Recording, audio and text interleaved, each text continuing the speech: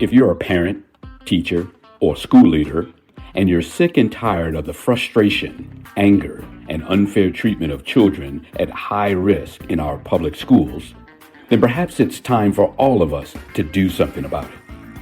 In this podcast, Dr. Amitra Berry brings you tips, tools, strategies, and tactics to build successful solutions while touching, moving, and inspiring all of us to transform our schools so that every child thrives. Here's your host, Dr. Berry. Hey there, my equity warriors. I'm glad that we are here together again today. You know, when I saw Jordan Peele's movie, Get Out, I have to admit that the greater meaning of the Sunken Place didn't really stick with me. Now, maybe because I am not the greatest fan of horror movies, at least not since sometime around, my freshman year in college.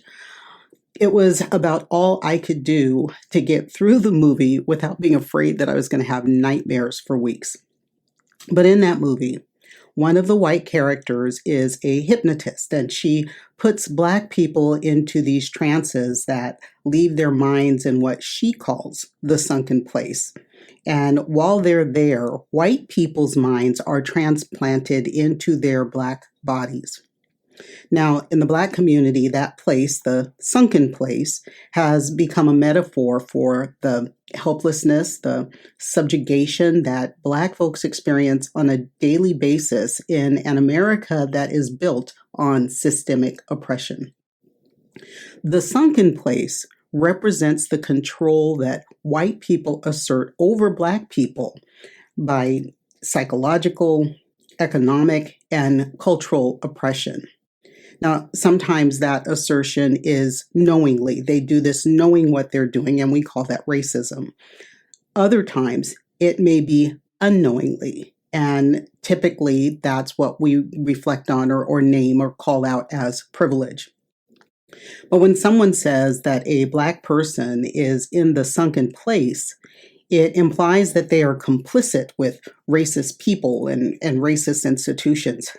The sunken place really is like the most pithy description of internalized racism, of self-imposed, internalized self-hate. So, why this topic today? I'm often asked to explain, why is it that people of color can't be racist? Well, if you go back, reflect back on my podcast, The 4 Tiers of Racism, you'll remember that there I said that people of color can't be racist because the systemic racism, was designed to prevent people of color from having the power to impact outcomes of people who are racially different from them. People of color can't be racist because they don't have power.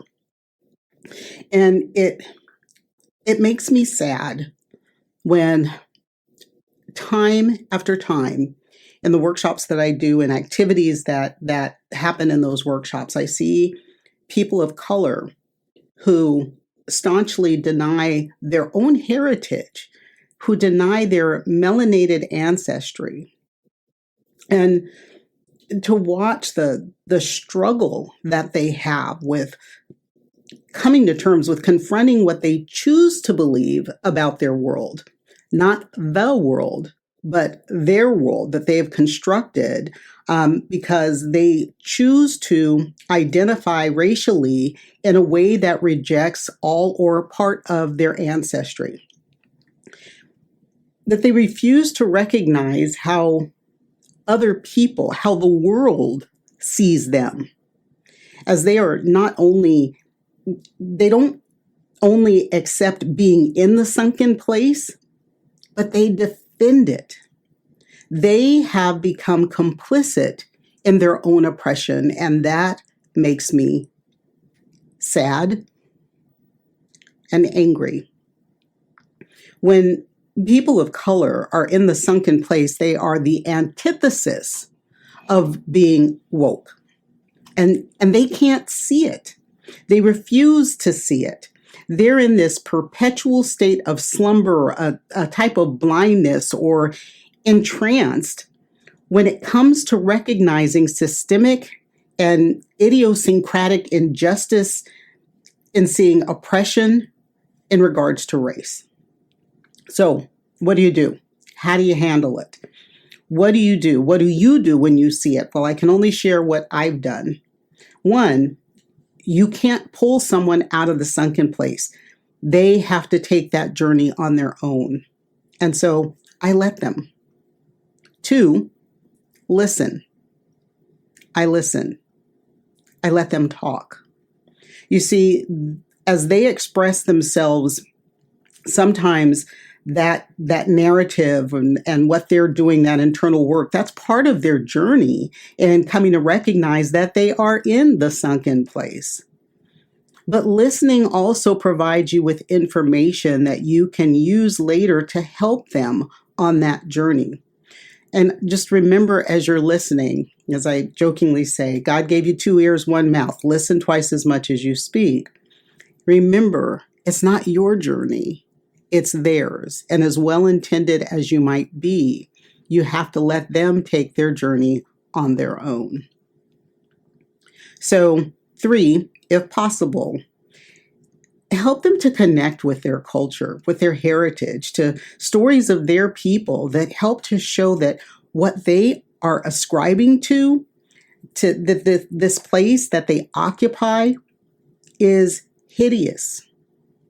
And their alliances with racist people and racist thoughts has tremendous potential to do them harm, to cause their loved ones harm, and may have already caused harm to someone they know. And then last, if possible, be a friend. It's possible that they've never really had a friend of color, a friend who was an ally to people of color. And so if you can, be that friend. I'm certain I've said this before, victim or victor, you choose. To be the victim of racism through yourself remaining in the sunken place or allowing someone you care for to remain there. That's the victim stance. But you could also be the victor, a victor over internalized self-hate of systemic racism and racist thinking. You choose, victim or victor. And then join me every week.